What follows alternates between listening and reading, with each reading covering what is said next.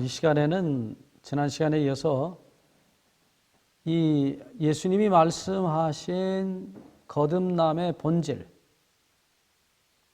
이 종자가 바뀌지 않으면 거듭날 수 없다. 아주 너무나 상식적인 얘기죠.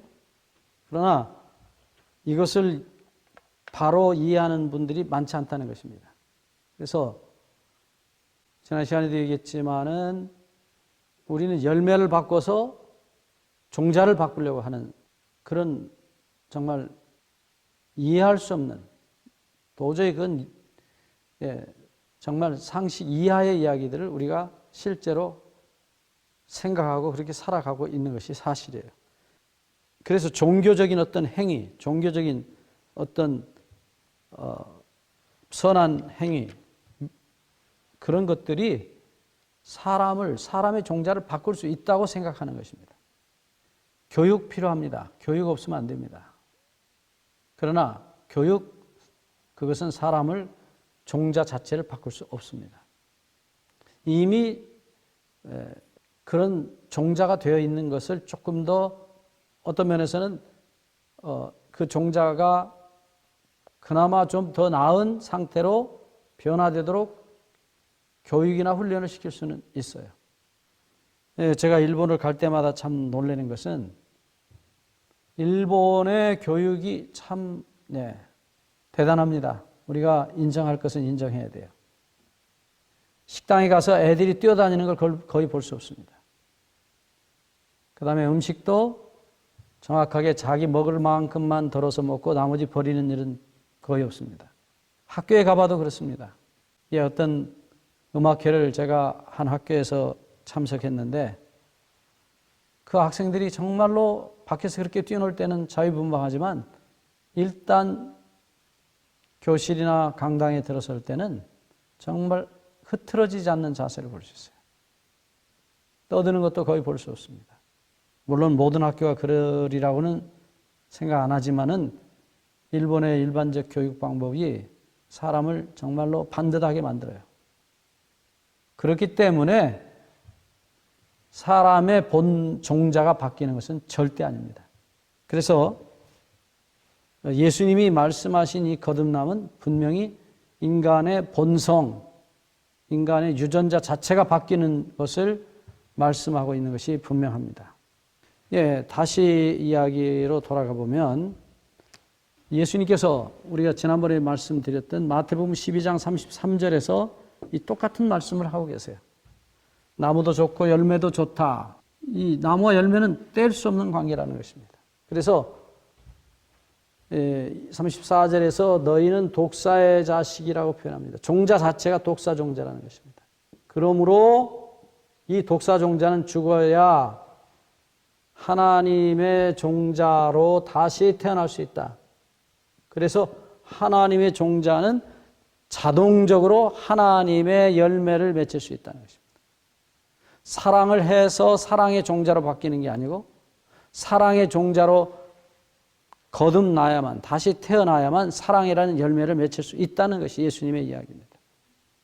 그러시면서 예수님께서 너희는 악하니 어떻게 선한 말을 할 수 있느냐? 악한 사람이 어떻게 선한 열매를 맺을 수 있느냐? 씨는 악의 씨인데 어떻게 선한 열매를 맺을 수 있느냐?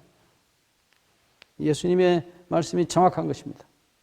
이렇게 분명한 자연계 속에 나타난 진리를 우리는 간과해버리고 적어도 자신에 대해서는 굉장히 관대하고 그리고 더 나아가서는 자기가 자기를 스스로 속이고 기만하고 살아가고 있는 것이 우리 현실입니다. 차라리 천연계는 단순합니다. 정말 콩 심은 데 콩 나고 팥 심은 데 팥이 나는데 사람은 그렇지 않다는 것입니다. 그래서 예수님 말씀대로 너희는 악하니 어떻게 선한 말을 할 수 있느냐? 할 수 없다. 선한 나무가 선한 열매를 맺히고 악한 나무가 악한 열매를 맺히는 것이 천연계의 법칙이라는 것입니다. 확실하죠? 그래서 제가 이야기를 반복하는 이유가 있어요. 중요한 얘기를 제가 자주 반복합니다. 왜냐? 이게 한 번 듣고는 잘 이해되지도 않고 받아들여지지도 않아요. 우리가 그렇게 살아왔기 때문입니다. 특별히 우리 한국 사람은 소위 체면치레라는 걸 많이 해요. 자기 얼굴만 부끄럽지 않으면 되는 거예요. 어린아이들이 장난하다가 숨는다고 이불 속에다 머리만 쳐갖고 궁뎅이는 내놓는 것처럼 그런 짓을 우리가 합니다. 그러니까 뭐 어떻게 하든지 다른 사람 보기에 그저 자기 얼굴만 잘 보이면 되는 거예요.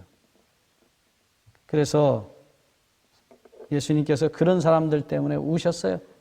그리고 그런 사람들에게 저주하셨어요. 저주라는 것은 본인이 스스로 자신을 악이나 불행이나 마귀에게 갖다 묵도록 허락하는 것을 저주한다고 표현해요. 그래서 저주한다는 말은 대부분 수동태로 쓰였어요. 저주를 받은 자들이요. 다시 말하면 술과 담배와 마약과 세상의 쾌락에 자기를 묵도록 허락하는 것이에요. 그래서 묶여지는 것입니다. 나를 행복하게 해 주십시오. 그래서 술에게 자기를 갖다 맡깁니다. 그러면 술이 묶어요. 노예를 만들어버립니다. 그 상태를 저주가 받아진 상태라.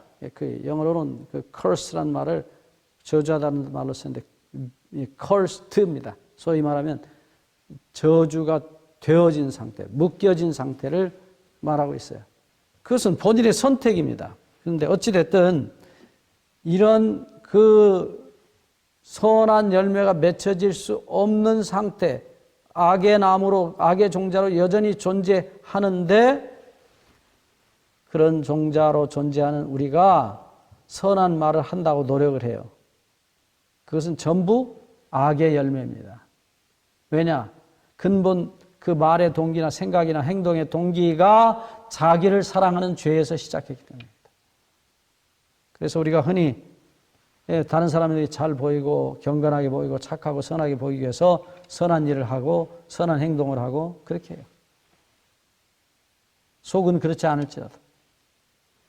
그래서 예수님이 그런 소위 선하다고 생각하고 믿음이 있고 신앙이 있다고 생각하는 종교 지도자들 때문에 가장 많이 이 세상에 오셔서 우셨던 사람들입니다. 통곡을 하셨어요. 회칠한 무덤들아. 얼마나 참 기가 막힌 얘기입니까? 옛날 이스라엘 백성들 중에 부자들은 굴을 파고 자기 가족을 거기에 모셨어요. 우리가 성경에 가장 첫 번째 기록에 보면 아브라함이 자기 아내 사라가 죽었을 때 막벨라라는 지방의 굴에다가 다 아내를 장사 지내죠. 그런 얘기하고 비슷하다고 보시면 돼요. 그래서 우리가 하나님께서 우리를 창조하실 때의 그 본래 아름다운 선하고 아름다운 사랑밖에 할 줄 몰랐던 그 본성이 죽어버리면서 인간은 스스로 선을 행하고 사랑을 행할 수 없는 종자로 바뀌었어요. 그런데도 불구하고 자기가 선하게 보이려고 사랑하는 것처럼 보이게 하려고 속은 욕심이 있고 아깝고 그렇지만 다른 사람 좀 많이도 아니고 조금 집어주면 그것으로 자기를 스스로 기만하는 것입니다. 내가 이만큼 거듭났다. 내가 이만큼 착하다. 내가 이만큼 사람이다.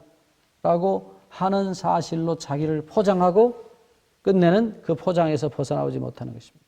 그래서 많은 경우에 선이라고 하는 개념이 자기를 포장하는 포장지에 불과하다는 것입니다. 예수님이 그것을 다 들춰내시고 회칠한 무덤이라고 말씀하셨어요. 회칠한 무덤. 옛날 이스라엘 백성 중에 부자들은 굴에 묻었어요. 그리고 일반 평민은 그냥 땅에 묻었답니다. 어쨌든 그 무덤을 잘 꾸며놓고 그것을 회를 발라서 다른 것이 못 들어가게 하고 거기다 여러 가지 색을 칠해놓으면 지나가는 사람들이 참 부잣집 묘구나 훌륭한 분 묘인가 보다 많이 배운 분 박사님인가 보다 뭐 그렇게 얘기할 수 있죠. 그러나 그것은 정말로 회칠한 무덤입니다. 뚜껑을 열면 속에 송장이 썩은 냄새가 우리 속이 우리의 마음이 그렇다는 얘기를 주님께서 하셨어요. 그래서 이 씨가, 우리 속에 있는 씨가, 악의 씨가 죽고 하나님의 사랑의 씨로 다시 창조되지 않는 이상 우리는 하나님의 나라에 들어갈 수 없고 멸망받을 수밖에 없어요. 이 씨를, 종자를 바꾸는 것, 그것을 우리가 성경에서 거듭난다, 다시 태어난다고 말씀하신 것입니다. 그래서 이 거듭나는 것은 반드시 죽음을 전제합니다. 죽지 않으면 절대로 거듭날 수 없습니다. 거듭남의 중요한 전제 조건이에요. 많은 사람들이 죄에 대해서, 이기심과 교만에 대해서 죽지 않고서 하나님의 사랑의 희생과 겸손의 유전자로 다시 태어나기를 원해요. 그런 일은 없습니다.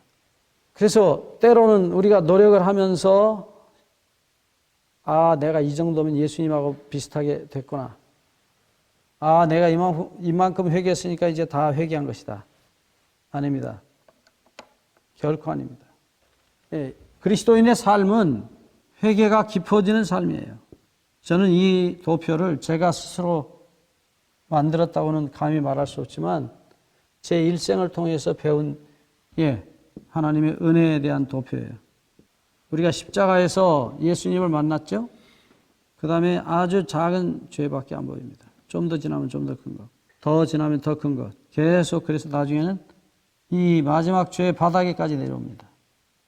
이 죄의 바닥에까지 내려온 상태에서 우리는 오직 하나님께서 우리를 용서하시는 용서의 은혜로만 구원한다는 사실을 깨닫게 돼요. 이 바닥에까지 내려오는 동안에 우리는 수없이 매 단계마다 자기가 다 죽었다, 회개했다고 생각하지만 아직 또 다른 더 깊은 죄의 구렁텅이가 있어요. 그래서 회개와 용서가 반복이 됩니다. 그래서 마지막에는 이 끝에 가면 사도 바울이 로마서 7장 18절에 말한 그 말씀이 그대로 이루어집니다. 뭐라고요? 내 속에 선한 것이 없다.